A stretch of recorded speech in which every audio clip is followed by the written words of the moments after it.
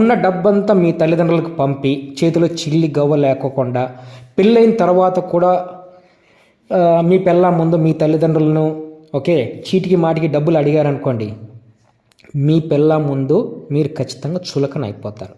ఇంకా తను మిమ్మల్ని చీప్గా చూస్తుంది. మీకు డబ్బులు సేవింగ్స్ చేయడం రాదనే ఉద్దేశం తనకు బలంగా ముద్ర పడిపోతుంది, లేదా డబ్బులు మేనేజ్ చేయడం చేత కాదని తను ఖచ్చితంగా ఒక అభిప్రాయానికి వచ్చి అప్పటి నుంచి జీతం మొత్తం నాకే ఇవ్వు, నెల తిరిగిందా జీతం నా చేతిలో పెట్టాలని అప్పుడు మీ పిల్ల మిమ్మల్ని ఒత్తిడి చేస్తుంది. సో మీ తల్లిదండ్రులలాగే తను కూడా మీ చేతిలో 5,000 2,000 పెట్టేసి జీతం మొత్తం తన కంట్రోల్లో పెట్టుకొని మొత్తం మీ కుటుంబ బాధ్యతలు మొత్తం మీ పెళ్ళాం కంట్రోల్లోకి వెళ్ళిపోతాయి. మీరు కూడా పెళ్ళాం కంట్రోల్లోనే ఉంటారు.